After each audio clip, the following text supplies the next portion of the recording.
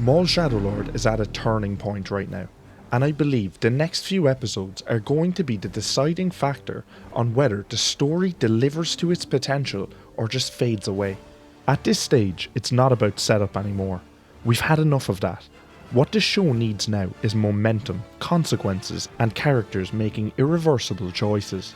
This story has to speed up now. Pacing is the biggest issue holding Shadowlord back, because we've spent a lot of time building tension without fully cashing it in. That's not inherently bad. Slow build can work, but only if it leads to explosive payoff. And right now, we're overdue that payoff.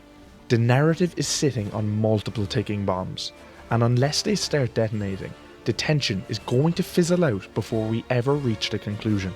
This is where the show needs to shift from positioning characters to forcing them into action. Devon can't stay conflicted forever. Lawson needs to make a major decision. Maul has made his first move, but now he needs to either choose to stand by Devon or get off Janix before the real threat shows up. Every major character is at a crossroads, and dragging that out any longer risks making them feel passive rather than complex. What the story needs now is escalation. Faster decisions, bigger consequences, and moments that actually change the direction of the plot. If everything continues at the same pace, the season will be relying on a massive final 2 episodes to save what has been a very slow season so far. I feel like the majority of what has happened in the first 6 episodes could have been tightened into 3 episodes and it would have worked even better. Daki's death feels inevitable and necessary. Following on from my last video, I think it's even more obvious now that Daki is going to die, and more importantly, I think he has to. Right now, he's the anchor holding Devon in place. He represents stability, restraint, and the last connection Devon has to a more traditional moral framework. As long as Daki is still there, Devon has a safety net, someone to guide her away from crossing certain lines. And that's exactly why Daki can't survive. If he dies protecting Lawson, it achieves multiple things at once. First, it reinforces the stakes. The Empire isn't just a distant threat, it's actively destroying the people around these characters.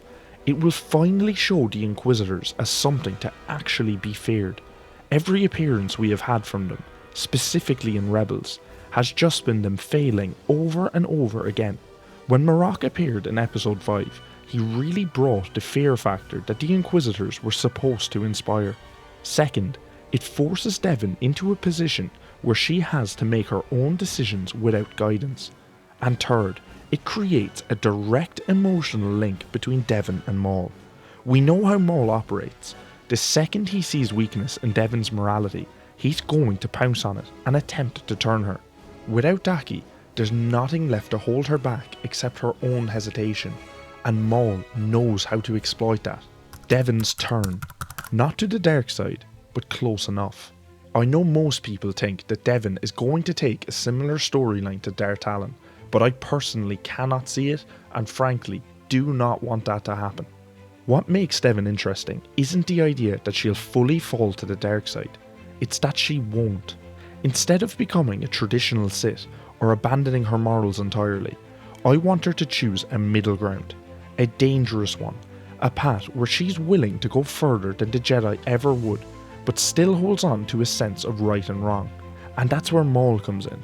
We're already seeing the beginning of this shift. Devon is starting to trust him, not fully, but enough that she did not attack him at the end of episode 6. That hesitation is crucial. It means that she is clearly starting to see Maul as more of a reluctant ally than an enemy. After Daki's death, that hesitation turns into dependence. But here's the key. Devon won't become Maul's follower in the traditional sense. She becomes his ally. Someone who will not see him as a master, but as someone she is willing to follow. And that dynamic is far more interesting, because it creates tension within their partnership. She's not going to agree with everything he does, but she's also not going to stop him the way a Jedi would. This is where I come back to my Asajj Ventress comparison, a character who operates in the grey area, guided by personal loyalty and emotion rather than strict ideology, someone who can be ruthless when necessary, but not without limits. I believe if they take Devon down this path, she could become one of the most interesting characters created by Disney. The Vader problem, and why he shouldn't appear. Now let's address the cliffhanger that we have been left with. Vader, Marok referring to my lord, doesn't leave much room for interpretation, and narratively it makes sense. This is exactly the kind of situation that would draw Vader's attention. My issue with this is that Vader showing up might actually hurt the story more than it helps. If not handled correctly, this could be another series where Darth Vader's character is torn down. Under Disney, we've seen him lose too often. Or more specifically, we've seen too many characters escape him. Kanan and Ezra, the Phoenix Crew, Ahsoka, Cal Kestis, Ser Junda, Obi-Wan Kenobi. Over and over again, Vader has been placed in situations where he should feel unstoppable, and yet the outcome is always the same. The characters get away, and every time that happens, it chips away at his presence. At some point, he is going to stop driving the fear into the audience that he used to. His fear factor will never be the same if every time we see him, we expect him to lose. Now apply that to this story. If Vader shows up, Maul has to survive. So either Maul escapes or he outright defeats Vader. Either one of these bring their own problems. If Maul escapes, it's another instance of Vader failing to finish the job. If Maul wins, it undermines Vader even more. Either way, Vader loses something. Not necessarily the fight, but the aura. And that's why I actually don't want him to appear. If you're enjoying this Star Wars deep dive, it's practically all we do here, so you might want to stick around. The better option, the Inquisitorius hunt. Instead of Vader, the story should go all in on the Inquisitorius. This solves multiple problems at once.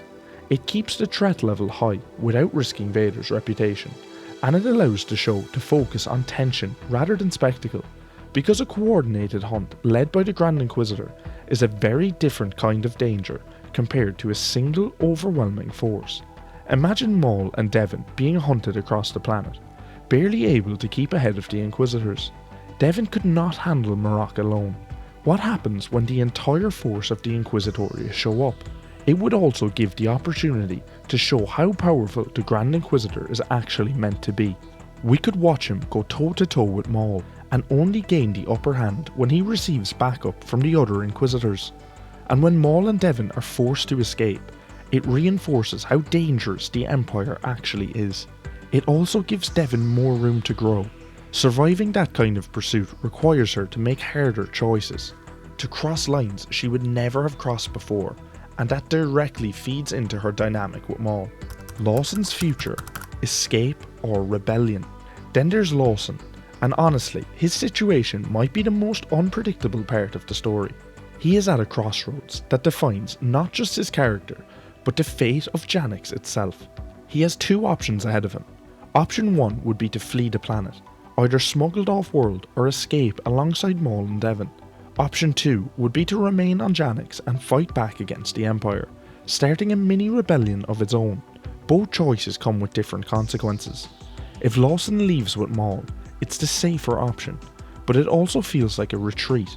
It means abandoning his home, his position, and everything he's built. He would also have to take his son with him, destroying his kid's life in the process. You could argue that this is already done now that they are fugitives, but his son could still turn to his mother and seek help.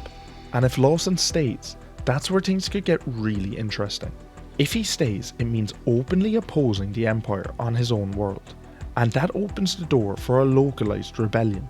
We have seen that Disney is not afraid to explore small rebellions like we saw on Andor, so this could further build out the early days of the rebellion. This is where supporting characters come into play, especially Two Boots. Two Boots and the cracks in loyalty. Two Boots is one of those characters that could easily be overlooked, but right now he's actually set up for a really important role. We've already seen the cracks forming. The moment where he's told to remove his boots, combined with learning that Lawson has been declared an enemy of the state, creates what we are led to believe is doubt or even regret in the droid, and doubt is the first step toward disobedience. If the show follows through on this, Two Boots will become more than just a background enforcer. He could take on a similar role to K2SO and be a droid that supports the rebellion while blending with Imperial forces. Or he could take the complete opposite route, double down on his programming, and hunt down Lawson for betraying him. And he's not the only one in this kind of predicament. The human security forces are likely more loyal to Lawson than to the Empire. That's a key detail, because it means the Empire's control over Janix isn't as absolute as it appears. If enough of them decide that they will not shoot to kill on Lawson, and go as far as to side with him against the Empire, things will escalate quickly. The Empire will see the seeds of rebellion and aim to crush it as soon as possible. But I can see Lawson surviving long enough to personally defeat the new Imperial Lieutenant Blake. What the next episodes must deliver. So when you look at everything together, the next episodes have very clear priorities. Daki's fate needs to be resolved, and it needs to have real impact. Devon's alignment with Maul needs to solidify, and enough to really start to redefine what we know about her character. The Empire's response needs to escalate, whether through the Inquisitorius or if they do decide to send Vader. And Lawson's decision needs to push the story in a new direction, escape or rebellion, but not indecision. Because right now, the story has all the right pieces, it just needs to actually use them. And that brings me to the question I want to give you. Do you want to see Vader show up in this story, even if it might weaken his presence? Or would you prefer the show build tension by focusing on the Inquisitorius instead? If you enjoyed this video, hit subscribe and let's uncover the galaxy's greatest secrets together. Thanks for watching.